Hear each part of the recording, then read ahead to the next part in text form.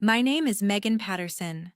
I'm 32 years old, and the first time my father told me I was worth less than my sister, he did not whisper it, soften it, or hide behind politeness. He said it at the family dining table, with legal papers spread between the dinner plates like my entire life had already been divided without me.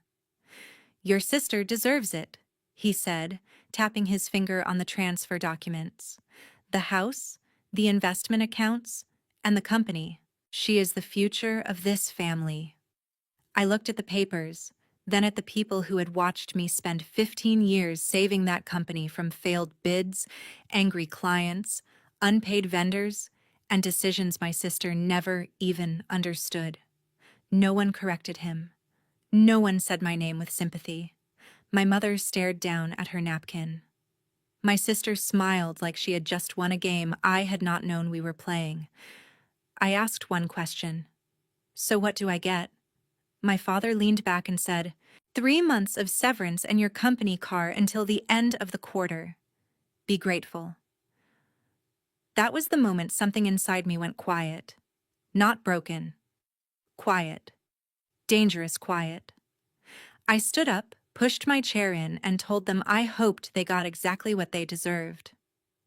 3 months later, my phone lit up at 7:13 in the morning. It was my father. "Mortgages due. Coming?" I stared at that message, smiled for the first time in weeks, and typed back, "Ask your heir." Then I turned off notifications.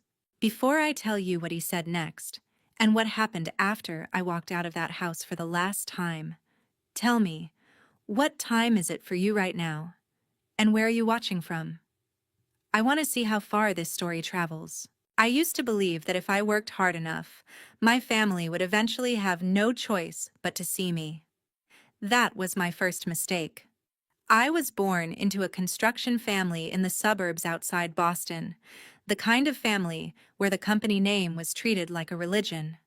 Patterson Construction had been started by my grandfather with one truck, 2 employees, and a reputation for doing honest work even when it cost him money. My father inherited it, expanded it, polished it, and turned it into a regional business with contracts across New England. I grew up hearing that legacy mattered more than comfort, that family loyalty meant sacrifice, and that Patterson blood carried responsibility. I believed every word. My sister Brooke believed only the part where legacy meant entitlement. She was 2 years younger than me, charming in public, helpless in private, and brilliant at making other people clean up the messes she created. When we were kids, she learned early that tears worked better than effort. If she forgot homework, my mother called the school. If she damaged the car, my father blamed the mechanic. If she failed a class, the teacher didn't understand her learning style. I, on the other hand, was expected to be mature before I was old enough to understand what unfairness meant. Straight A's were expected. Scholarships were practical.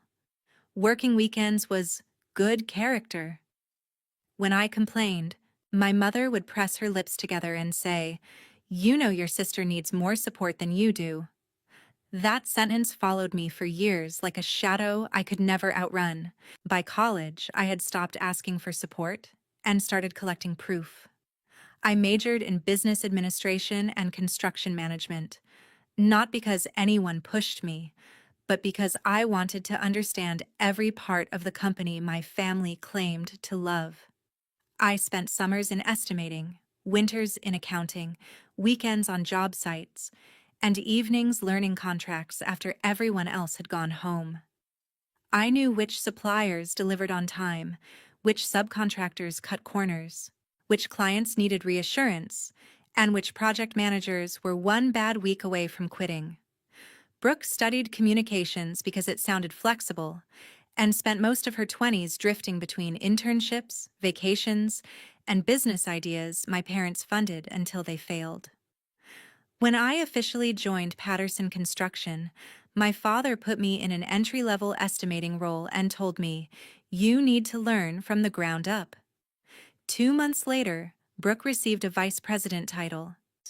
a corner office, and a company SUV because, according to him, she needs confidence if she's going to grow into leadership. I told myself not to resent her. I told myself results would speak louder than favoritism. So I built systems. I reduced material waste. I renegotiated supplier contracts. I created a sustainable construction division that brought in higher margin projects and new clients. When a medical office complex almost collapsed because Brooke approved a change order without checking structural requirements, I stayed on site for 6 weeks, fixed the schedule, calmed the client, and saved the contract.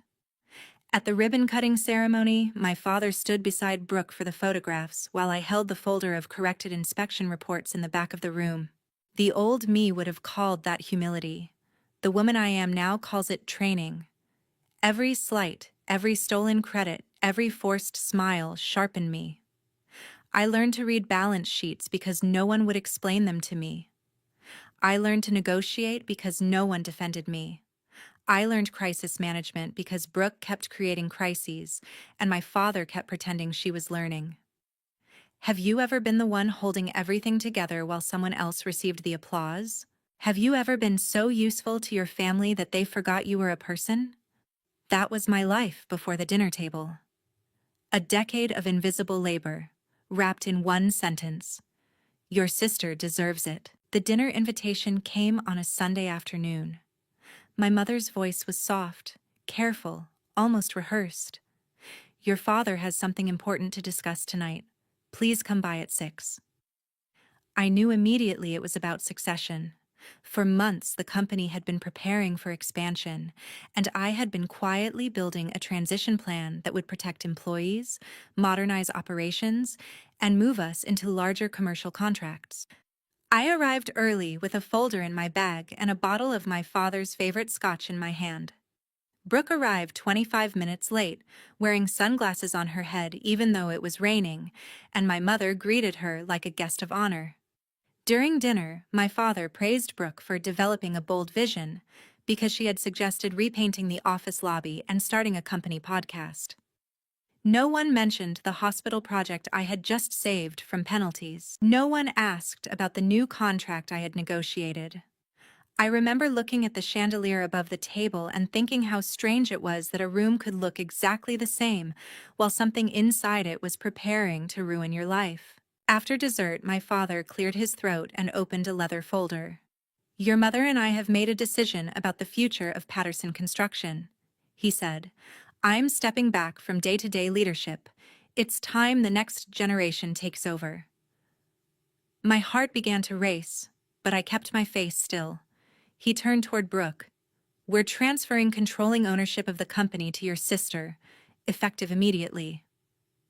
For a moment I thought I had misheard him. Then he continued. We are also transferring the family home and the majority of our investment accounts to her. She'll need strong assets behind her if she's going to lead. The room did not spin like in movies. It sharpened. Every fork, every glass, every breath became painfully clear. I asked, what about me? My mother flinched. Brooke looked down, but I could see the smile pulling at the corner of her mouth. My father said, we've prepared a fair severance package, 3 months' pay. You can keep the company car until the end of the quarter. I waited for him to laugh, to explain, to reveal some second folder with my name on it. Nothing came. 15 years, I said. I gave this company 15 years. My father's jaw tightened. And we appreciate that. Appreciate it? My voice stayed low, which somehow made everyone more uncomfortable. Brooke can't read a job cost report without asking accounting to explain the columns. She has never completed a project under budget. Half the crews won't take instructions from her because she changes her mind every hour. Brooke slammed her wineglass down. You've always been jealous of me. I almost laughed. Jealousy was too small a word for what I felt. I looked at my father. Tell me the truth. Was I ever actually considered? He looked me directly in the eyes and said, your sister deserves it. Then he added the part I would never forget. She has the presence this company needs. You're dependable, Megan. But she inspires people. Dependable. That was what they called me after I carried their business on my back for half my adult life. I stood up slowly. You are handing a loaded ship to someone who thinks steering means choosing the music. My father's face reddened. This decision is final. My mother whispered, please don't make this ugly. That was when the last thread snapped. I turned to her and said, you made it ugly when you watched him erase me and called it peace. Brooke crossed her arms and said, don't worry. Maybe I'll create a role for you later. Something less stressful. I looked at all three of them and felt an unexpected calm move through me. Congratulations, I said. I hope you all get exactly what you deserve. I walked out before anyone could answer. In the driveway, my mother called my name twice. My father did not call once. The next morning, I resigned, effective immediately. My father's only reply was a reminder about my non-compete clause. I wrote back, don't worry. I'm done competing for a place I already earned. Leaving Boston did not feel like freedom at first. It felt like falling. I moved to Chicago because it was far enough from my family to breathe and close enough to the construction industry to rebuild. I rented a small furnished apartment with white walls, loud pipes, and a view of another building's brickside. For 2 weeks, I let myself grieve. Not loudly, not beautifully. I cried in the shower. I screamed into towels. I wrote emails I never sent.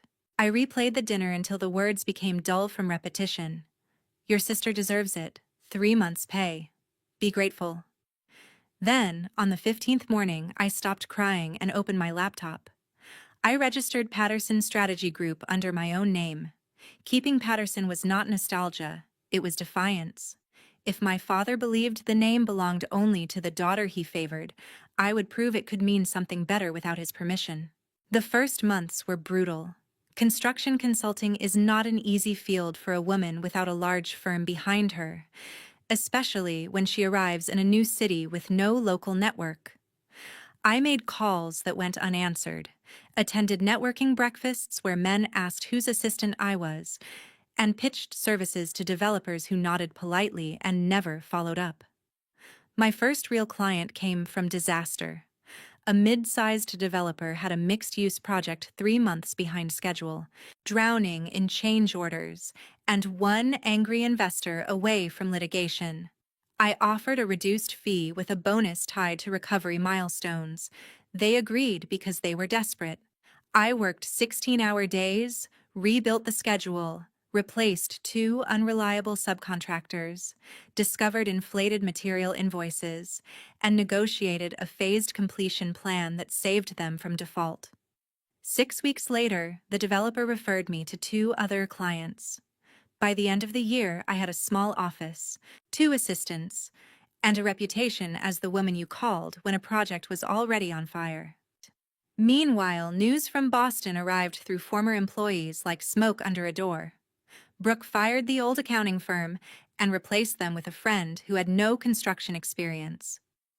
She dismantled the sustainable building division because certification paperwork slowed down creativity.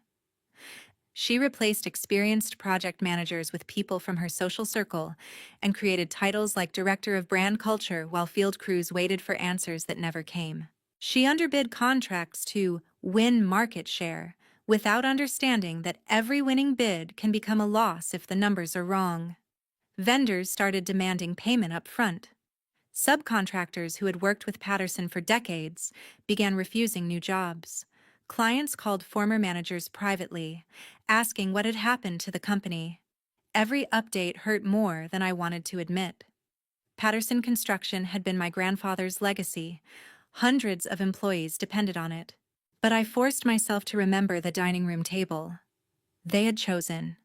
They had not asked for my wisdom when they gave everything away.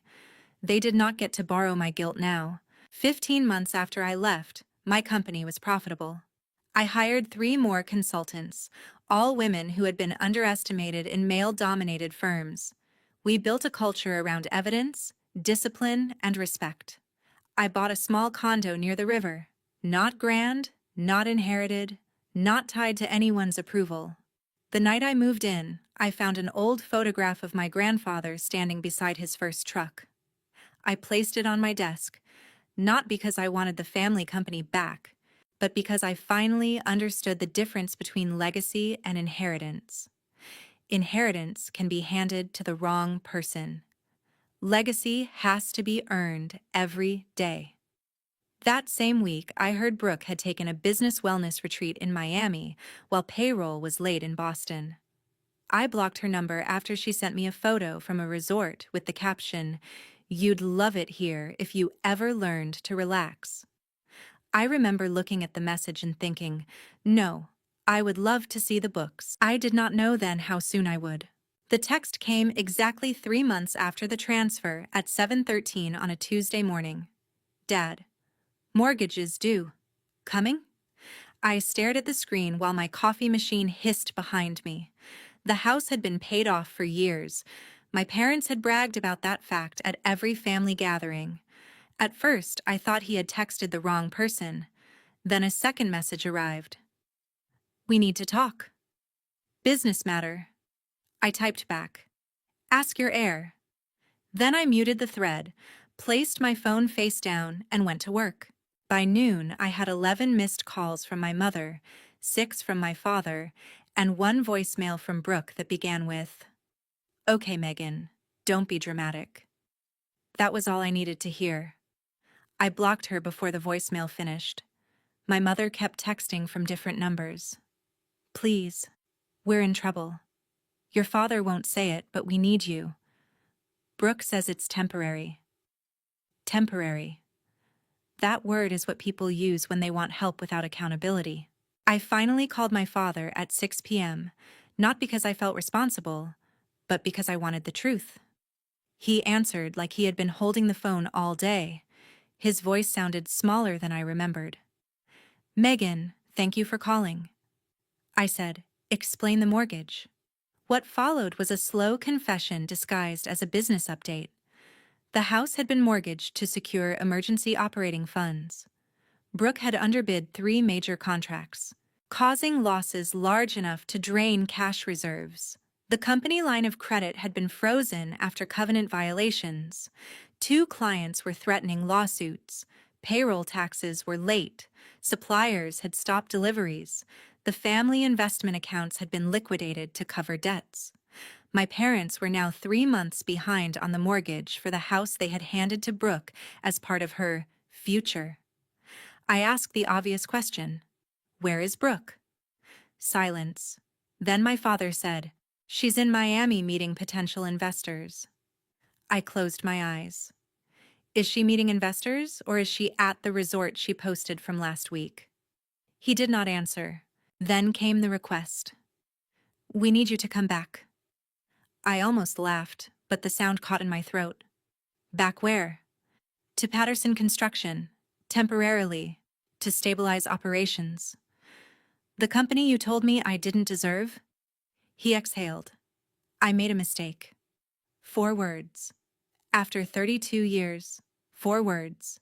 He said them because the bank was calling, not because his conscience had awakened. I asked, "What exactly are you offering?" "A senior operations role. Full authority to review projects. We could discuss compensation once things improve." I let the silence stretch long enough for him to feel it. Then I said, "No." He rushed forward. "Megan, there are employees depending on us." There it was.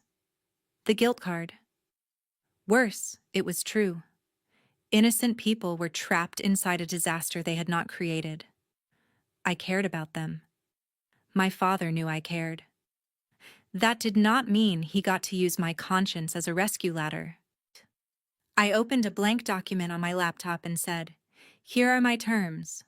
Before I step foot in that office, I receive 51% ownership of Patterson Construction, voting control, and full authority over operations, finances, personnel, asset sales, and legal negotiations.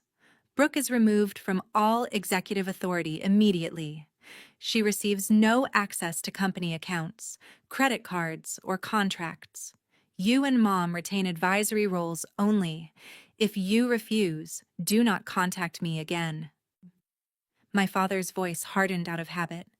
That's unreasonable, I said. No, giving an unqualified daughter the house, the cash, and the company because she made you feel important was unreasonable. This is math. He told me he needed to speak to my mother. I told him to speak to a lawyer. After hanging up, I looked at the city lights outside my office and realized something powerful. 2 years earlier, I would have rushed back for free just to be useful. That woman was gone. The new version of me understood that help without terms is just another form of surrender. My phone buzzed again from an unknown number. It was Brooke. "Don't think you can steal what Dad gave me." I replied once. "You already lost it." Then I blocked that number too. 3 days after my father admitted that Patterson Construction was collapsing, I flew back to Boston with one briefcase and no illusion left about my family. Inside that briefcase were 2 documents prepared by my attorney. One was a consulting agreement with my full emergency restructuring rate. The other was a transfer agreement giving me 51% ownership, voting control, and complete authority over finances, staffing, contracts, assets, and legal negotiations. I was not coming back as the obedient daughter they had discarded. I was coming back as the only person capable of saving what they had almost destroyed. I rented a car from the airport instead of letting anyone pick me up. That distance mattered. When I reached my parents' house, the place looked nothing like the polished home I remembered. The landscaping was overgrown, the paint was peeling, and the Patterson Construction sign near the front walkway had been removed. My mother opened the door with swollen eyes and reached for me. I stepped back before she could hug me. This was not a reunion. This was a business meeting. My father stood in the hallway holding a folder of financial statements. He looked smaller than I remembered, as if 3 months of Brooke's leadership had aged him 10 years. I placed my briefcase on the coffee table and asked, "Where is Brooke?" My mother looked away. My father said, "She's coming." I checked my watch. "She's already late to the meeting that decides whether she loses everything. That tells me she still doesn't understand the situation." For the next 2 hours, I reviewed the damage. Patterson Construction owed millions in loans, unpaid vendor bills, tax penalties, and pending legal claims. The company line of credit had been frozen. Suppliers were refusing deliveries without upfront payment. Several major clients had terminated contracts. The family investment accounts were nearly gone. Worst of all, the house my parents had handed to Brooke as part of her future now carried a massive mortgage, and they were 4 payments behind. I opened the credit card statements and turned them toward my parents. Miami Resort, luxury car lease, designer office renovation, personal shopping charged as client development. Brooke spent company money while employees were waiting for paychecks. My mother started crying quietly. My father stared at the documents like each page was another punishment. I did not comfort either of them. They had protected Brooke from consequences for years. Now the consequences had arrived with interest. That was when Brooke walked in, wearing sunglasses on her head and carrying an iced coffee like she had arrived at brunch instead of the wreckage of a company she had destroyed. She looked at the papers on the table and said, "So we're doing an ambush now?" I turned to her and said, "No. An ambush was when you all gave me 3 months severance after I spent 15 years holding this company together. This is accountability." Her face hardened. "You always wanted my company." I picked up the spreadsheet I had prepared. "No, Brooke. I wanted respect. You wanted a throne. Here is what your throne cost." Then I walked her through every mistake. The underbid contracts, the unpaid vendors, the fired experienced managers, the personal expenses, the delayed payroll, and the lawsuits caused by her reckless decisions. She tried to interrupt, but I raised one hand. You had your turn to run the company. This is mine. When I finished, Brooke crossed her arms and laughed. But the sound was thin. So what? You want me to beg? I shook my head. No. I want you to understand what happens when someone is handed power they never earned. I placed the transfer agreement on the table. There are two options. Option 1, I leave today. The company files for bankruptcy. The bank moves forward on the house. Vendors sue. Employees lose their jobs. And all of you explain how Brooke destroyed a 3-generation business in 3 months. Option 2, I take 51% ownership immediately. Brooke is removed from all executive authority. Company accounts are rebuilt under independent oversight. Personal expenses are documented and repaid. Non-essential assets are sold. Mom and Dad move into advisory roles only. I choose who stays, who leaves, and what gets saved. Brooke stared at my father. You're seriously letting her take my company? For the first time in my life, he did not defend her. He picked up the pen with a trembling hand and said, Megan is right. Brooke's expression cracked. You're choosing her over me? My father looked at her with a pain I had never seen before. I chose you when you weren't ready. I chose comfort over truth. Now everyone is paying for it. Brooke refused to sign until I opened another folder and placed it in front of her. It contained a summary of questionable personal spending, unauthorized company charges, and potential misuse of business funds.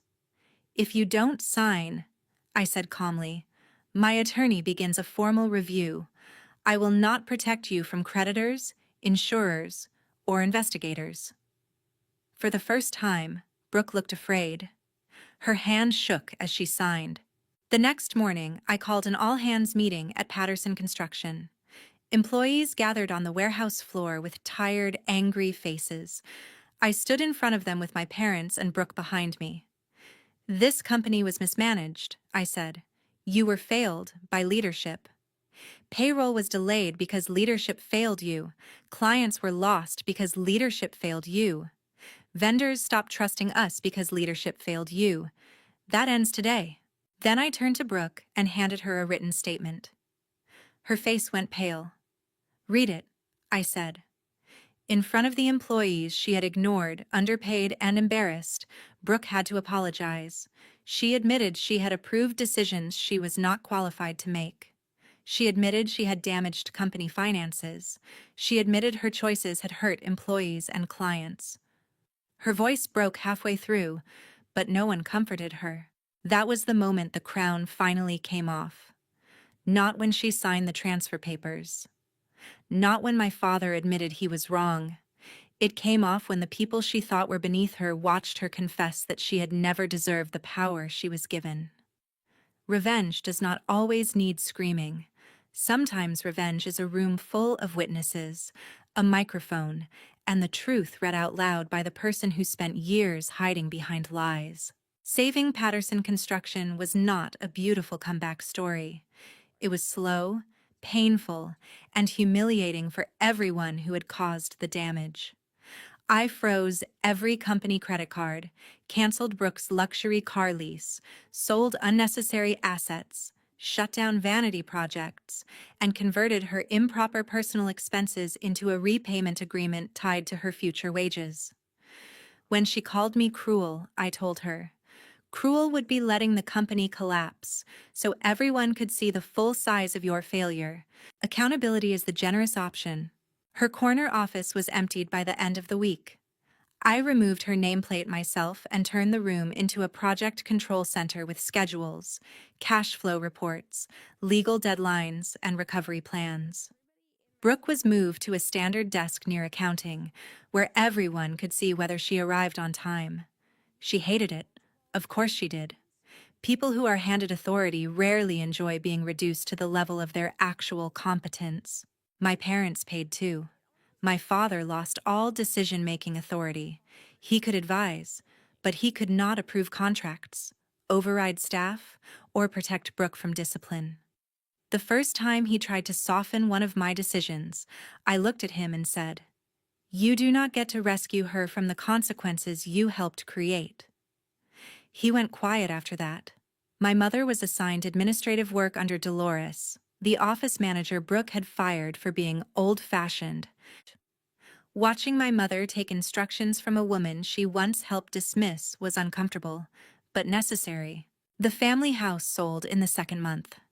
My mother fought it harder than anything else. She walked through each room crying about memories, as if I were the one taking the house from her. In the dining room, she touched the table where my father had once said, "Your sister deserves it." She whispered, "This is where we raised you." I looked at that table and said, "No, this is where you taught me what I was worth to you." She had no answer.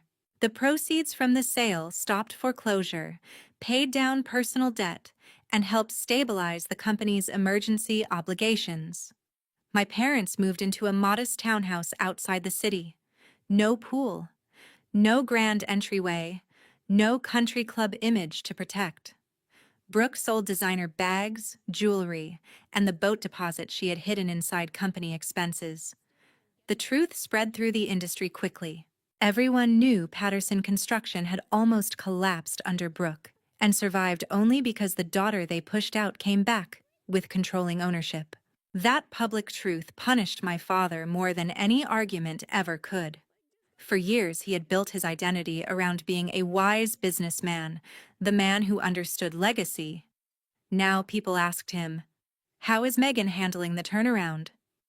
Not Brooke, Megan. The daughter he had dismissed as dependable, the daughter he had paid off with 3 months' severance.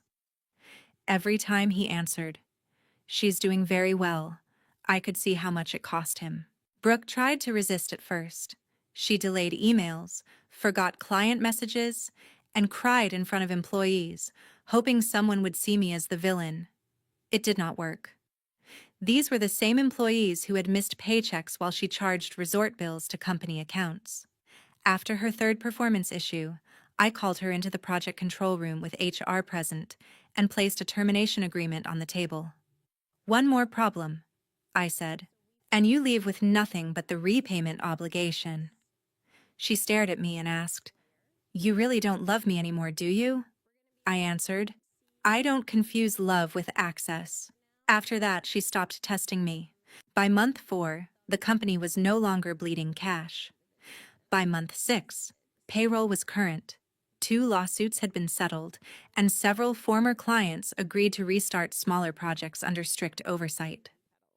I brought back experienced managers, rebuilt estimating controls, and reopened the sustainable construction division Brooke had dismantled because she thought it was too complicated.